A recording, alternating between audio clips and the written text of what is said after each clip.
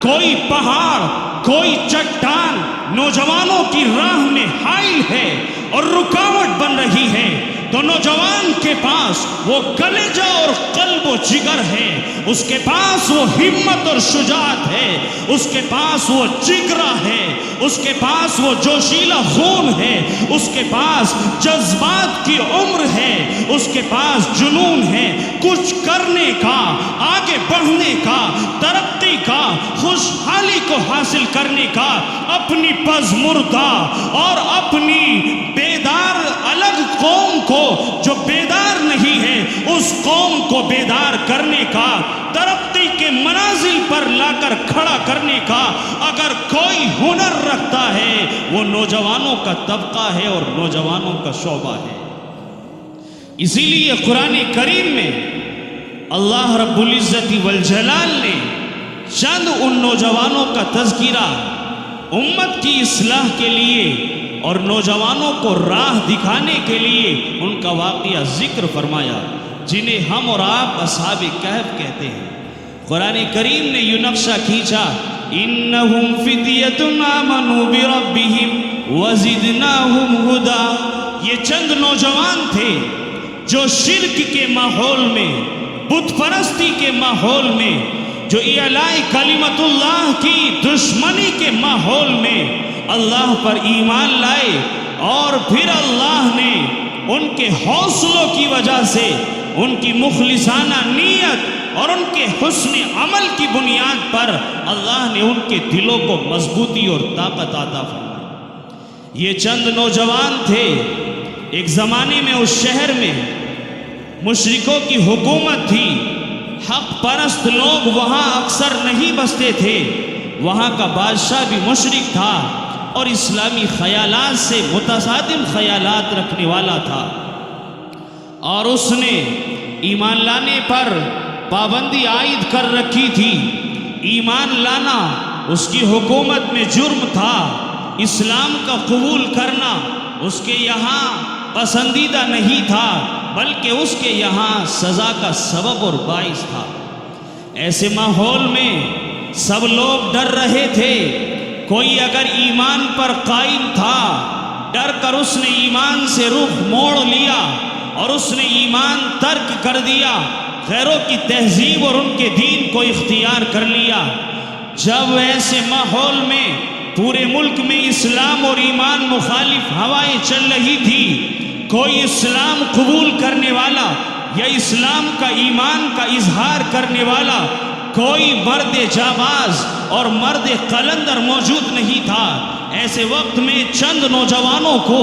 اللہ نے کھڑا کیا۔ یہ نوجوان اللہ پر پہلے سے ایمان رکھتے تھے، ان لوگوں نے اعلان کیا کہ ہم اپنے ایمان پر قائم رہیں گے۔ یہ تو ہو سکتا ہے کہ ایمان پر قائم رہنے کی وجہ سے ہمیں اپنی جان سے ہاتھ دھونا پڑے، ہمیں اپنی جان سے ہاتھ دھونا پڑے، لیکن یہ ممکن نہیں ہے کہ ہم ایمان کو ترک کر دیں اور غیروں کے دین اور ان کی تہذیب کو اختیار کر لیں۔ یہ لوگ تھے، جب ان نوجوانوں کو یہ لگا کہ یہاں ایمان کی حفاظت کرنا، اپنے ایمان کو بچانا اور اس کا تحفظ کرنا دشوار ترین امر بنتا جا رہا ہے، تو ان لوگوں نے ایمان کے نام پر ہجرت کی اور اپنے شہر سے نکل کر ایک غار میں ان لوگوں نے پناہ لی۔ یہ لوگ اس غار میں پہنچے، ایک لمبے زمانے تک وہاں سوتے رہے، 300 سال سے زائد کا عرصہ یہ لوگ وہاں سوتے رہے۔ پھر ایک وقت کے بعد اللہ نے انہیں بیدار کیا،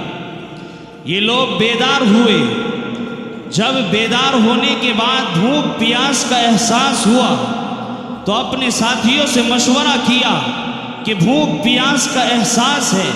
کھانے کے لیے کسی چیز کی ضرورت ہے، اس لیے ہم میں سے کوئی سمجھدار آدمی شہر جائے اور وہ وہاں سے جا کر کھانا لائے۔ یہ شہر کے اندر پہنچے،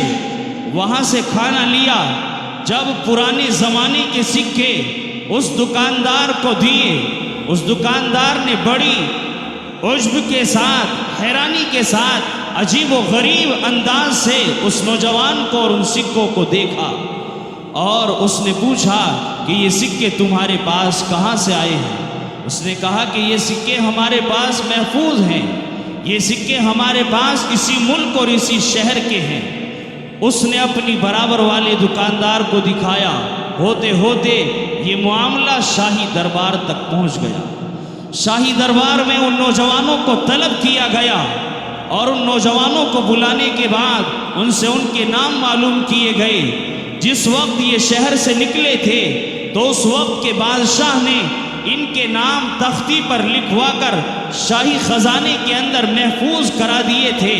اب بادشاہ بدل چکا ہے، حالات بدل چکے ہیں۔ پہلے جب یہ نکلے تھے مشرک بادشاہ تھا، آج ایمان پرست بادشاہ ہے۔ پہلے شہر میں مشرکوں کا راج اور ان کا دور دورہ تھا، آج ایمان والوں کا چلن ہے۔ اس لیے ان سے نام معلوم کرنے کے بعد شاہی خزانے سے وہ تختی نکلوائی گئی اور ہو بہو وہی نام پائے گئے جو اس تختی کے اوپر محفوظ تھے۔ یہ لوگ تحقیق ہو گئی کہ یہ وہی نوجوان ہیں جو 300 سال پہلے اس شہر سے نکل کر باہر گئے تھے، کہیں جا کر پناہ لی تھی، اور اب یہ نوجوان واپس آئے۔ اب ان نوجوانوں نے یہ طے کیا کہ ہمیں شہر کے اندر نہیں رہنا ہے، بلکہ ہم تو وہی جائیں گے جہاں اللہ نے ہمیں عافیت دی تھی اور ہمارے ایمان کی حفاظت کا انتظام کیا تھا۔ اب یہ لوگ جو کل چھپ کر، ڈر کر اور لوگوں سے روپوش ہو کر اپنے ایمان کی حفاظت کے لیے شہر چھوڑ رہے تھے، یہی نوجوان آج شہر کے اندر ان کا استقبال بڑے پیمانے پر کیا گیا، شاہی انداز میں کیا گیا۔ یہ نوجوان جو کل بھاگ رہے تھے لوگوں کی نظروں سے دور، اپنے ایمان کی حفاظت کے لیے ٹھکانہ اختیار کر رہے تھے، اب ان نوجوانوں کو شہر سے باہر چھوڑنے کے لیے اور ان کے ٹھکانوں تک پہنچانے کے لیے سارا شہر امڑ گیا اور شہر کا شہر باہر نکلا اور ان نوجوانوں کا استقبال کرتے ہوئے انہیں ان کی جگہ پر پہنچایا۔ یہ تھے نوجوان جو کھڑے ہو گئے تھے اس بادشاہ کے مقابلے میں جو ایمان کا مخالف تھا، ایمان کا کٹر دشمن تھا۔ پھر نوجوانوں نے قوم کو راہ دکھائی، نوجوانوں نے راستہ دکھایا، اور لوگوں نے پھر یہ فیصلہ کیا کہ جب یہ چند نوجوان اپنے دین کے تحفظ کے لیے اتنی بڑی قربانی پیش کر سکتے ہیں، حاکم وقت سے ٹکرا سکتے ہیں، وقت کے فرعون کا مقابلہ کر سکتے ہیں، تو پوری قوم مل کر فرعون وقت کا مقابلہ کیوں نہیں کر سکتی؟ نوجوان قوم کو راہ دکھاتے ہیں، نوجوان راستہ تیار کرتے ہیں، نوجوان اسباب فراہم کرتے ہیں، اور جہاں بزرگوں کے تجربات اور نوجوانوں کے جذبات ساتھ مل جاتے ہیں تو پھر کامیابی یقینی ہوتی ہے۔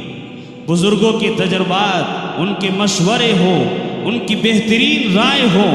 ان کا آنکھوں کا دیکھا ہوا ماحول جو انہوں نے زندگی میں اپنی نظروں سے دیکھا، اس کے تجربات نوجوانوں کے سامنے رکھیں اور نوجوانوں کے جذبات کے حوالے کر دیں قوم کو، پھر انشاءاللہ العزیز کامیابی کی راہ کھلتی چلی جاتی ہے۔